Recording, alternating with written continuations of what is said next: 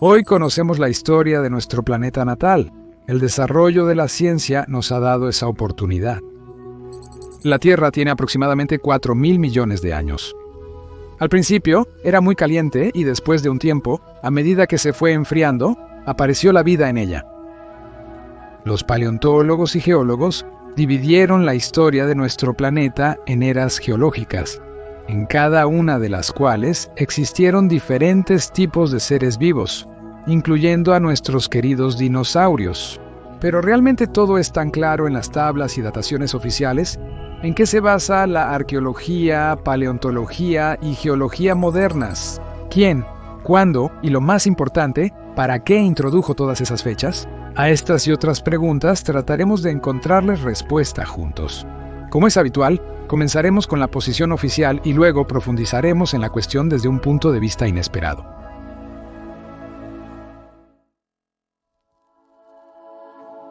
Están en el canal Época de la Desconfianza con Mikhail Kalmykov. Pónganse cómodos. La historia será larga y espero interesante. Toda la historia de la Tierra se puede dividir condicionalmente en dos grandes partes, los llamados eones. Uno de ellos es el eón fanerozoico, en el que vivimos actualmente. El nombre Fanera-Zoe proviene del griego antiguo. Fanera significa evidente y Zoe significa vida. En conjunto se traduce como vida evidente. Casi todos los seres vivos, casi toda la evolución de la vida, desde los primeros organismos unicelulares hasta el ser humano, está contenida precisamente en él. Y este eón comienza hace aproximadamente 550 millones de años con la era paleozoica, o más precisamente, con el período cámbrico.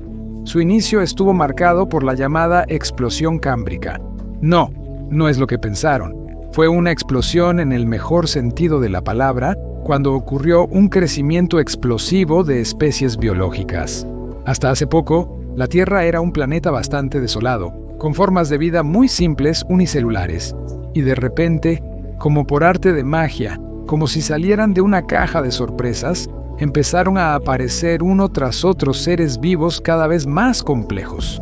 El segundo eón en la historia de la Tierra es el período precámbrico. Ocupa casi 4.000 millones de años y existió hasta el Fanerozoico. Por cierto, al principio se llamaba Criptozoico, que se traduce aproximadamente como vida oculta o secreta. Es decir, no se sabe si existía algún tipo de vida en ese entonces. Sin embargo, aún así se encontraron restos de gusanos, algas y bacterias, y por eso, ahora este periodo se llama más comúnmente el precámbrico. Lo que sucedió entonces no se sabe con certeza. Existe una versión sobre la redistribución de masas en el planeta. Cuando el megacontinente fracturado Panotía causó un desequilibrio en la rotación de la Tierra, los continentes comenzaron a desplazarse rápidamente hacia el ecuador para ocupar el lugar correcto. Pero esa es solo una versión. Creerla o no depende de usted. En realidad, la conversación actual no trata precisamente sobre eso. Fue como fue. En el período cámbrico, comenzó un crecimiento explosivo en la cantidad y calidad de las especies biológicas. A partir de ahí, la vida solo siguió desarrollándose cada vez más. Un periodo reemplazaba a otro, unas especies devoraban a otras y, lo curioso, muchos de estos periodos, o mejor dicho, 5 de 8, terminaban en extinciones globales. Una de las extinciones más conocidas es la del Cretácico-Paleógeno, que ocurrió hace 65 millones de años como resultado del impacto de un meteorito. Como consecuencia, todos los dinosaurios se extinguieron. Casi todas las especies se extinguieron, a excepción de algunas como las aves. Por cierto, para ser justos, hay que decir que en realidad existen muchas teorías sobre la causa de esta extinción. Sin embargo, 4 de las principales teorías de alguna manera la relacionan con un desastre cósmico. La diferencia está solo en los detalles. En una versión cayó un meteorito, en otra un cometa, en la tercera muchos meteoritos a la vez, y en la cuarta ocurrió una explosión de supernova. O sea, las causas en cualquier caso vinieron del espacio. Y en ese momento se extinguieron más del 30% de las especies de seres vivos en la Tierra. Otra extinción, menos conocida pero no menos e incluso tal vez más repentina, es la extinción del Triásico-Jurásico. ocurrió hace casi 200 millones de años y también acabó con alrededor del 30% de todas las especies de seres vivos. Sus causas son aún más incomprensibles. Es decir, la caída de un asteroide es lo más probable. Pero como no se encontró un cráter como tal, los científicos dejaron volar su imaginación y surgieron varias teorías, con erupciones volcánicas nuevamente repentinas, también con un calentamiento repentino, así como con fluctuaciones del océano mundial. Aunque, ¿cómo el cambio en el relieve del nivel del mar pudo causar la extinción de criaturas marinas? Nadie lo explica. La extinción del Devónico ocurrió hace aproximadamente 375 millones de años y fue un poco menos severa. Se extinguió aproximadamente el 20 a 25% de las especies de seres vivos. Las causas de esta extinción tampoco se conocen con certeza, pero entre las versiones supuestas nuevamente está la caída de un meteorito. Aunque también hay otras opciones, por ejemplo, la evolución explosiva de las plantas y, nuevamente, el cambio climático y la composición de la atmósfera. En el periodo Ordovícico, hace aproximadamente 450 millones de años, ocurrió una de las extinciones más graves, donde casi el 85% de las especies marinas se extinguieron. Y de nuevo, entre las causas de la extinción predominan las de origen cósmico, es decir, la Tierra entró en una nube de polvo cósmico como resultado de la destrucción en el espacio de un enorme asteroide de más de 150 kilómetros de diámetro. Esto causó un enfriamiento global y todo lo que siguió. Pero la extinción más grande de toda nuestra historia es la extinción pérmica que ocurrió hace 250 millones de años. En ese entonces murieron más del 96% de todas las especies marinas y el 73% de los vertebrados terrestres.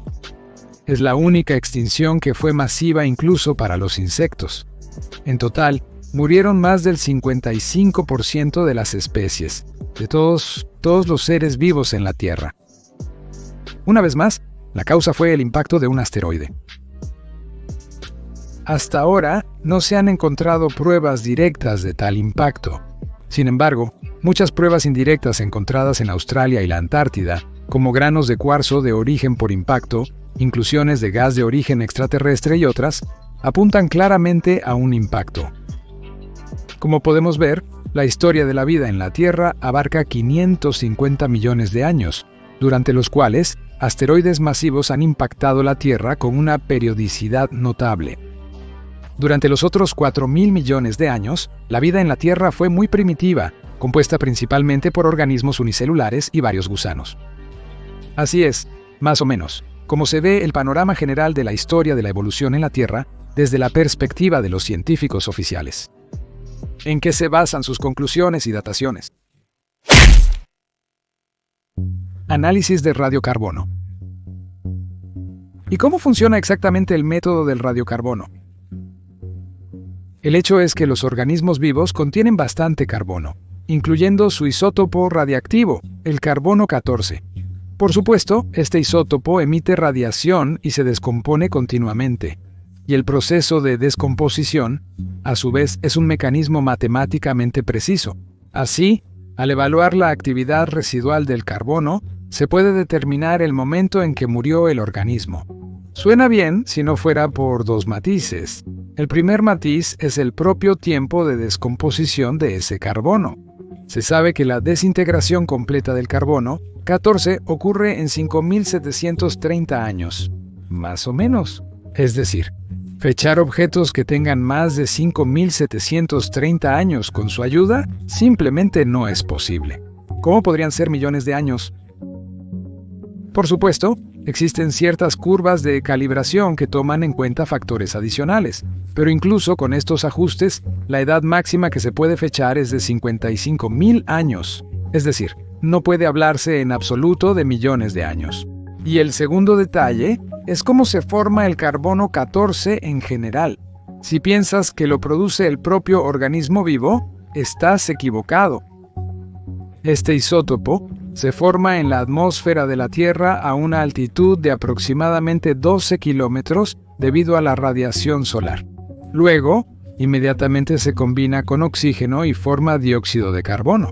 Y solo después este gas es absorbido por las plantas y algas a través de la fotosíntesis. Y posiblemente esa planta será comida por un herbívoro o por un pez. Y luego, tal vez ese herbívoro será comido por un depredador, o tal vez no. Entonces serán los microorganismos quienes se lo coman, luego ellos morirán y sus restos volverán, esta vez a través del suelo, a las plantas, que de nuevo serán comidas por un herbívoro. Y el ciclo puede repetirse eternamente hasta el momento en que el isótopo se desintegre por completo. Es decir, en otras palabras, el propio átomo de carbono pudo haberse formado en la atmósfera hace mucho tiempo y solo después de 5.000 años entrar en un organismo donde se desintegrará de inmediato.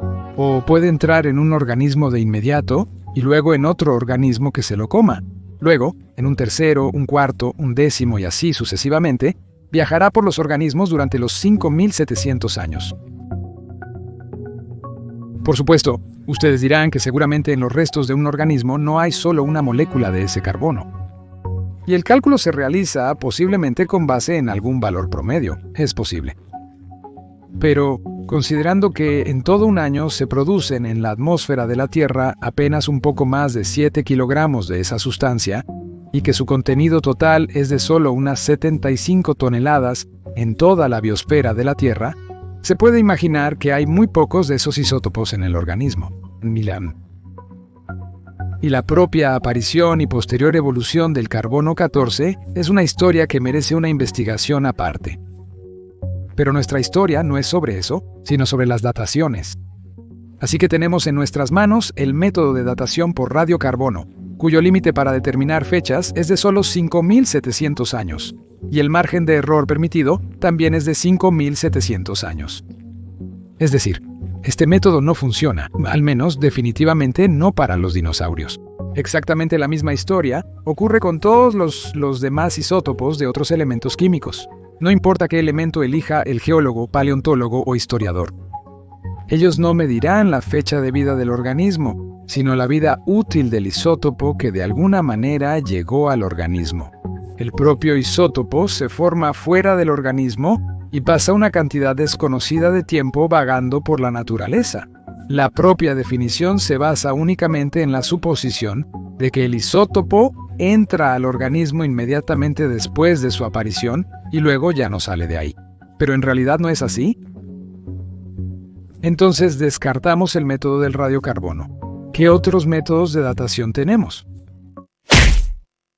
El método uranio-plomo. Este método es similar al anterior en su principio básico, es decir, determina la edad según la velocidad de desintegración de un isótopo radiactivo, pero utiliza la desintegración del uranio, 238 hasta plomo. Este método tiene una ventaja indiscutible en cuanto al rango de datación. El rango de fechas se extiende hasta 4.500 millones de años, lo que, por cierto, curiosamente coincide con la edad estimada de la Tierra. Sin embargo, este método también tiene sus grandes desventajas. En primer lugar, el material que se analiza normalmente no está presente en los organismos, a menos que desayunen zircón o granito, claro.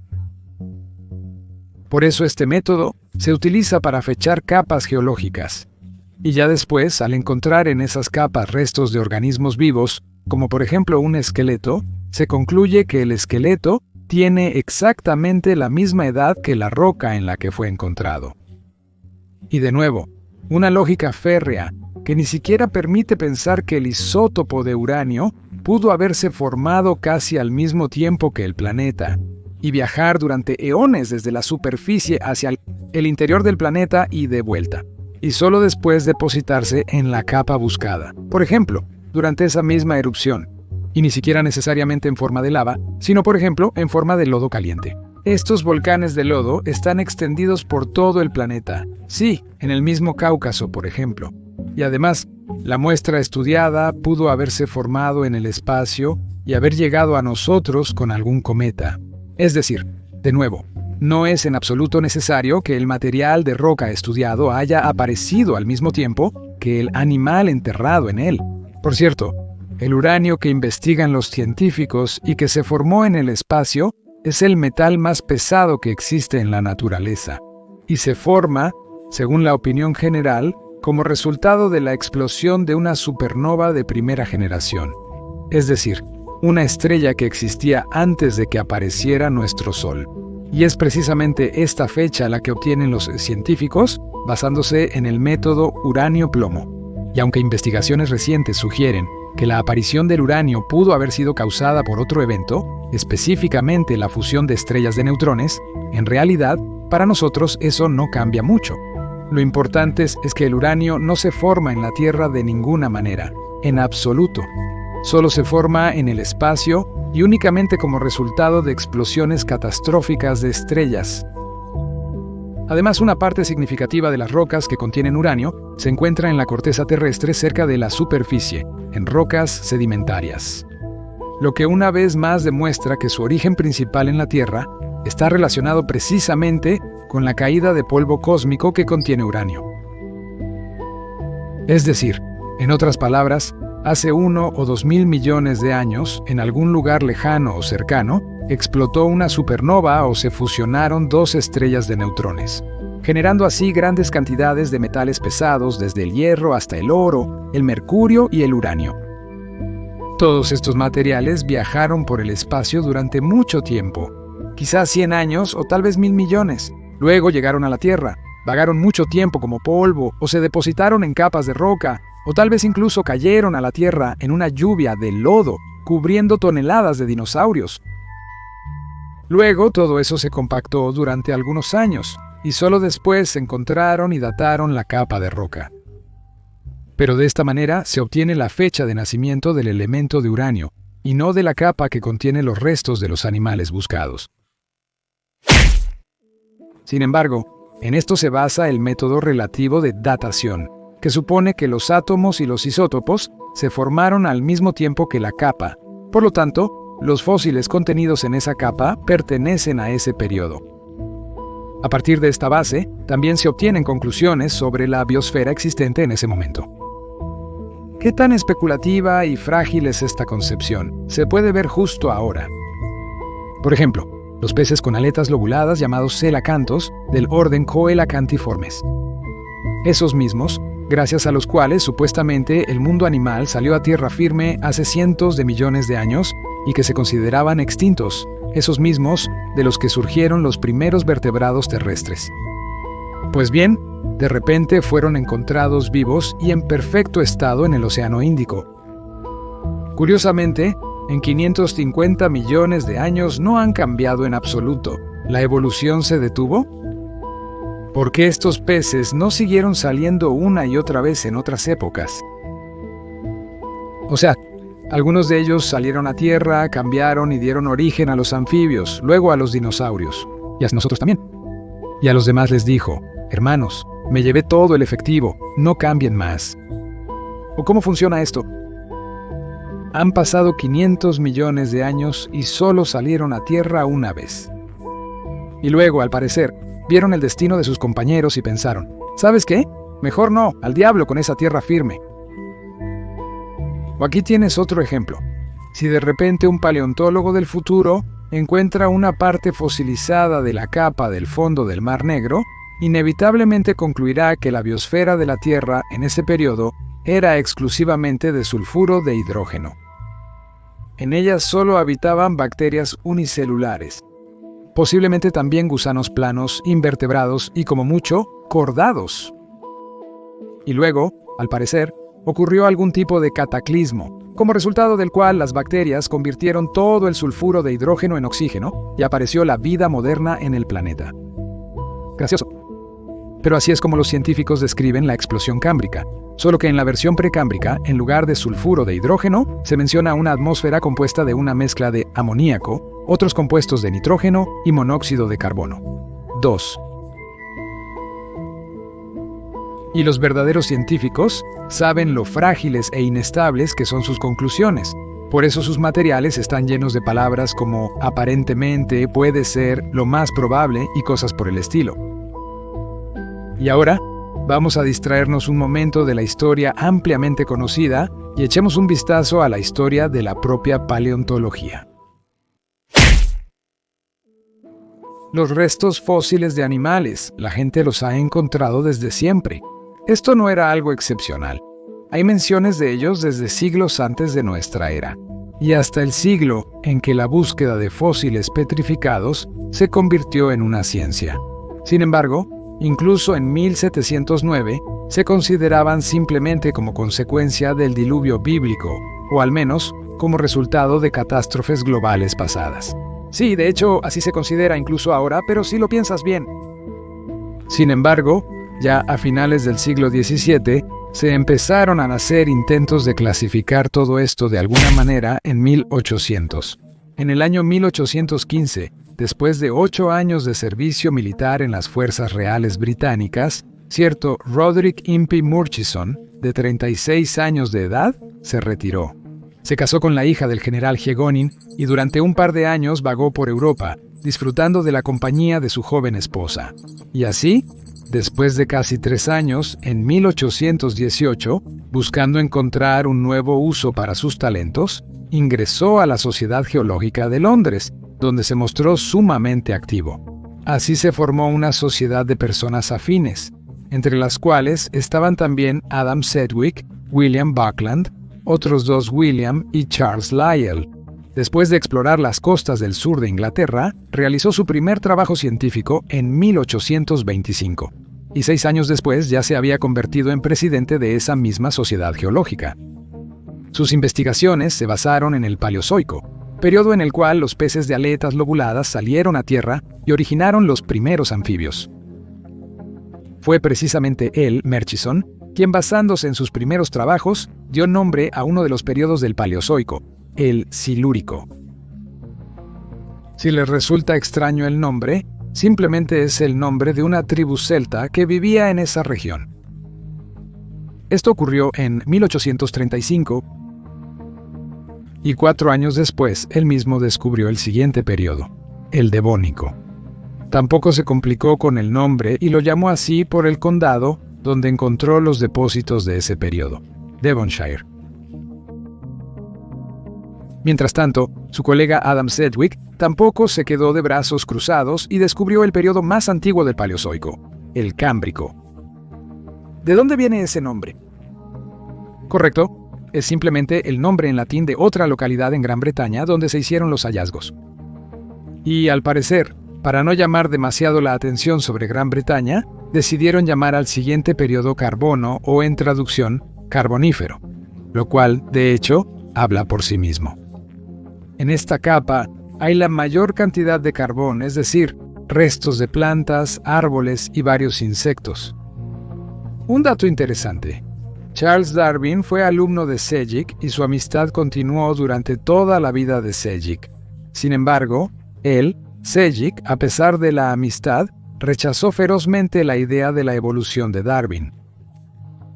Curioso, ¿verdad?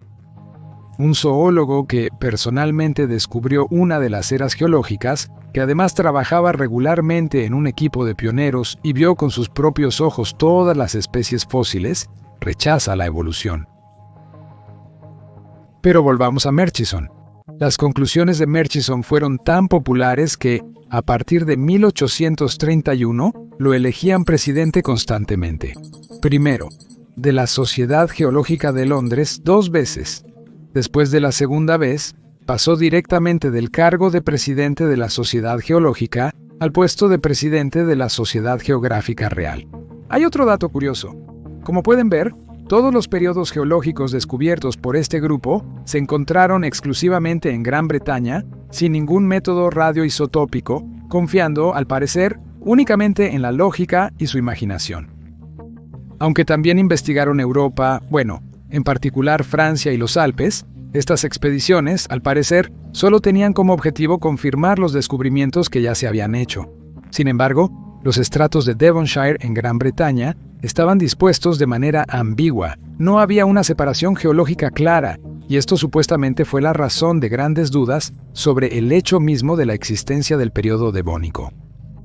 Y por eso, en el invierno de 1840, Murchison llegó a una decisión inesperada. Para confirmar las hipótesis hay que ir a Rusia. ¿A dónde más? ¿Acaso no es una razón obvia? No lo sé, pero a mí me parece una excusa muy forzada. Pero júzguenlo ustedes mismos, 1840, hace apenas 25 años terminaron las guerras napoleónicas y ni siquiera sobre ellas se ha escrito mucho todavía. Todas las fuentes que nos informan sobre ellas están fechadas precisamente entre 1838 y 1840. Lev Tolstoy tiene apenas 12 años y anda correteando a las hijas de los campesinos. Y la historia apenas se está escribiendo. Toda la historia, la mayoría de las fuentes originales o listas que conocemos, fueron escritas aproximadamente en esos años. Tampoco hay datos precisos sobre las capas geológicas de Siberia. Claro, las investigaciones geográficas se realizaban desde la época de Pedro e incluso antes, pero no hay información sobre las capas geológicas. Y si existen, no están fechadas ni como silúrico, ni como carbónico, ni como devónico, simplemente porque esos conceptos acababan de ser inventados. Sin embargo, Murchison está seguro de que hay que ir precisamente a Siberia y precisamente a los Urales. ¿Por qué los europeos tienen esa obsesión con Siberia? Napoleón, Hitler, Murchison, Witzen y toda una legión de otros como ellos. Entonces Murchison consiguió el apoyo del gobierno ruso, llevó consigo al paleontólogo francés Vernel y se fue a San Petersburgo. Toda la expedición fue patrocinada por el ministro de Finanzas de Rusia, von Krim.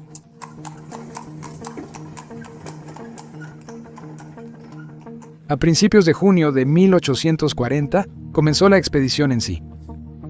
Después de inspeccionar los alrededores de San Petersburgo en solo 5 días, los colegas se dirigieron aún más lejos.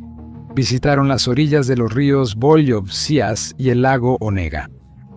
Se dirigieron a la zona de Petrozavodsk en un carruaje ligero, equipado con 5 o 6 caballos, avanzando a una velocidad de 30 a 40 kilómetros por día.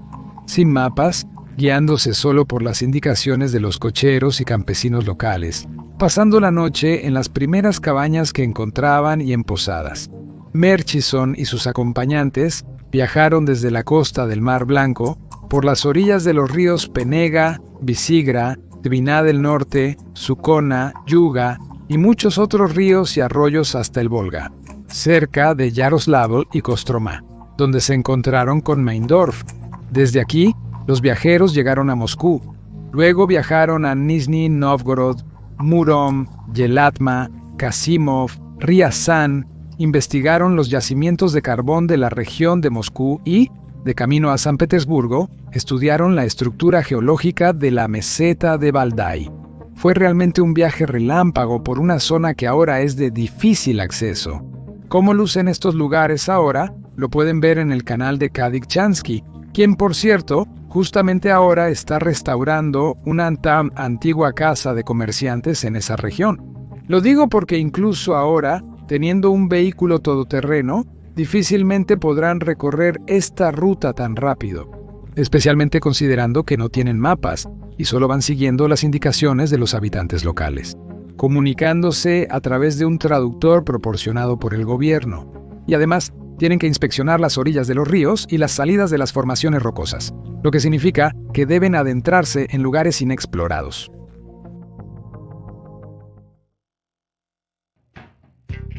Al escuchar esto, es más fácil creer que el viaje se hizo no a caballo, sino en algún globo aerostático. Por suerte, ya existían en ese entonces. Y también es más fácil creer que fue un viaje de reconocimiento a lugares específicos con el objetivo de descubrir algo que se pudiera ver directamente en la superficie. Y de nuevo, en mi opinión, un aerostato es mucho más adecuado para esos fines. Bueno, eso es así. Por mucho que dudemos de los verdaderos objetivos del capitán retirado de los dragones reales, él logró desenterrar un par de conchas fosilizadas en la arena del río, y lo declaró un descubrimiento, por el cual de inmediato lo nombraron por segunda vez presidente de la Sociedad Geológica de Londres. Si creen que estoy menospreciando su descubrimiento, vayan a las orillas de los ríos cerca de Moscú, o mejor aún, a algún lugar cerca de Petrozavodsk, también a las orillas de los ríos. Y después de la quinta o sexta palada, seguro que encontrarán algo, alguna monita o belemnita. Es decir, básicamente lo mismo que encontró Murchison, pero, al parecer, inspirado por el apoyo estatal y por el hecho de que Alejandro II personalmente le prestó atención. Nuestro Murchison decidió organizar otra expedición para el año siguiente. Esta vez duró casi medio año, pero la distancia recorrida también impresiona. En 5 meses, la expedición recorrió desde los países bálticos hasta San Petersburgo. Luego, volvió a explorar los alrededores de Moscú. Después se dirigió a Vladimir. Luego, a través de Nizhny Novgorod hasta Kazán y más allá. No encontré la ruta exacta de la expedición. Sin embargo, se indica que también visitaron la cuenca carbonífera de Donetsk y las orillas del mar de Azov. Luego se dirigieron a Ekaterimburgo. Cruzaron los montes Urales al menos 8 veces, llegaron hasta Perm y después regresaron a San Petersburgo. Incluso según los cálculos más modestos, esos son casi 9.000 kilómetros. Incluso teniendo en cuenta que la expedición a veces se dividía en partes para cubrir una mayor distancia, la velocidad sigue siendo fantástica. Es decir, al menos 50 kilómetros al día durante 5 meses a través de caminos sin pavimentar, ríos y pasos de montaña, todos los días. Incluso ahora, una ruta así tomaría al menos 7 días en automóvil. La pregunta de cuándo encontraban tiempo para estudiar algo sigue sin respuesta. Lo único que, en mi opinión, se puede hacer a ese ritmo es observar los alrededores desde la ventana de una carreta, desde la borda de un bote o, como opción, desde un aerostato. Sin embargo, en el camino, Murchison descubrió una nueva época prehistórica, a la que llamó, según su vieja costumbre, con el nombre de la localidad donde hizo el descubrimiento. Así surgió el periodo geológico pérmico. Entonces, ¿qué fue lo que vio nuestro geólogo prácticamente al pasar? Dudo que haya tenido la oportunidad de hacer excavaciones realmente significativas. Sin embargo, vio una enorme cantidad de restos de animales prehistóricos. Tan enorme que hasta ahora el final del periodo pérmico se considera la extinción pérmica como la más grande en toda la historia de la Tierra. Y ahora vamos a repasar todos los eventos una vez más, pero de manera breve, sin suposiciones, solo los hechos. De 1799 a 1812 en Europa se libran las guerras napoleónicas que terminan, con el incendio en Moscú. En el episodio anterior, descubrimos que justo en ese momento apareció un cuerpo extraño en la órbita de la Tierra, y no solo uno. Esto nos lo mostró un análisis retrospectivo de las órbitas de los cometas más cercanos, usando una herramienta de la Administración Nacional de Aeronáutica y del Espacio. Aproximadamente 20 años después comienza a escribirse la historia mundial. Sí, prácticamente todas las fuentes, incluso sobre la misma guerra con Napoleón, fueron publicadas después de 1825, incluso si oficialmente están fechadas antes. El auge de los descubrimientos comienza precisamente en esos mismos años, de 1830 a 40, en 1825. En Gran Bretaña se forman equipos para estudiar la Tierra. En particular, nuestro equipo estaba formado por el ex capitán militar Dragun Murchison, el pastor incompleto Adam Setzik, otro teólogo William Buckland y el tesorero militar Charles Lyell, quienes de repente se convierten en geólogos y zoólogos. Este equipo rápidamente encuentra restos de capas prehistóricas y animales, los clasifica y crea las primeras tablas estratigráficas. En ese momento, simplemente no existe ningún método radioisotópico. Sin embargo, desde entonces no se han hecho cambios significativos en sus conclusiones. Después de eso, el equipo pone su objetivo en Rusia y se lanza a explorar su norte y sur, desde Arcángel hasta Azov, desde Astrakán hasta Perm. Y en todas partes se encuentran rastros de la extinción, que así llamaron la Gran Extinción Pérmica. Y si eso ocurrió, no hace 250 millones de años, sino hace muy poco. Y si las expediciones se apresuraron a ver qué quedaba en el lugar de una gran potencia y solo vieron una Tierra extinta, la velocidad con la que viajaban no les permitía realizar investigaciones profundas ni excavaciones. Sin embargo, se informa repetidamente que la expedición se dividió varias veces en varias partes y luego se reunió de nuevo después de miles de kilómetros, guiándose solo por las indicaciones de los habitantes locales. Sí, intenten ahora ir con unos amigos en automóvil a una distancia de solo 200 o 300 kilómetros a un lugar desconocido. Y pónganse de acuerdo para encontrarse a la hora acordada en un lugar donde nunca han estado, sin usar teléfonos ni navegadores, solo deteniéndose y preguntando el camino a los locales. Apuesto a que, si es que logran encontrarse, les tomará mucho más tiempo buscarse que el tiempo que les tomó el viaje en sí. Y nuestros viajeros iban en carretas, botes, a pie y a caballo, por caminos sin pavimentar y bosques, por ríos y montañas, y aún así lograban encontrarse exitosamente, después de recorrer miles de kilómetros. Esto demuestra que la expedición de Murchison tenía mapas sumamente precisos. Sabían perfectamente a dónde ir, por qué caminos y hacia dónde debían mirar. De esta manera, esto se parece más a un reconocimiento en el campo de batalla que a una expedición geológica. ¿Y qué hay de las tablas estratigráficas que muestran diferentes tipos de seres según la profundidad y la zona en la que se encuentran? De ninguna manera. Si ahora haces un corte de la biosfera terrestre, todo será prácticamente igual. En la Tierra habrá bacterias. Si es un pantano o el fondo del mar, habrá peces, conchas, trilobites. Un poco más arriba habitarán los vertebrados inferiores y los anfibios. Más arriba está el suelo, donde por supuesto hay bosque. Por cierto, si el bosque es derribado, por ejemplo, por una onda expansiva, entonces quedará tendido en capas, enterrando principalmente a los insectos que viven precisamente ahí, entre los árboles y dentro de ellos. Y más arriba estarán los animales grandes que lograron sobrevivir en el bosque derribado y salir a la superficie. Y todo esto cúbranlo con una gruesa capa de arcilla, arena y ceniza. Ahí tienen la tabla estratigráfica. ¿Recuerdan al principio del video sobre la biosfera del Mar Negro? Y recuerden una vez más a uno de los investigadores, Adam Sedgwick, el maestro de Darwin. Él no apoyó la teoría de la evolución ni por un segundo, a pesar de que vio los restos fósiles con sus propios ojos. Y los métodos radioisotópicos aparecieron mucho después y sirvieron. Y siguen sirviendo hasta ahora. Principalmente para demostrar que tenían razón esas primeras 4 personas. 2 pastores y 2 militares.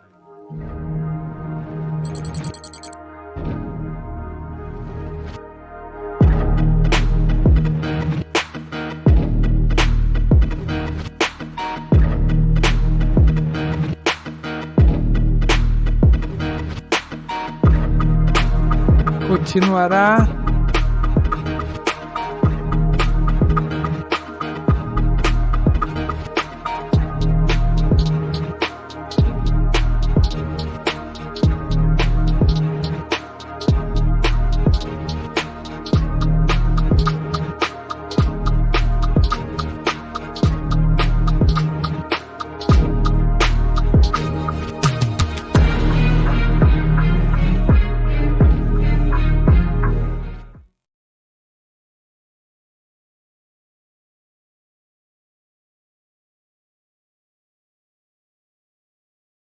Subtítulos creados por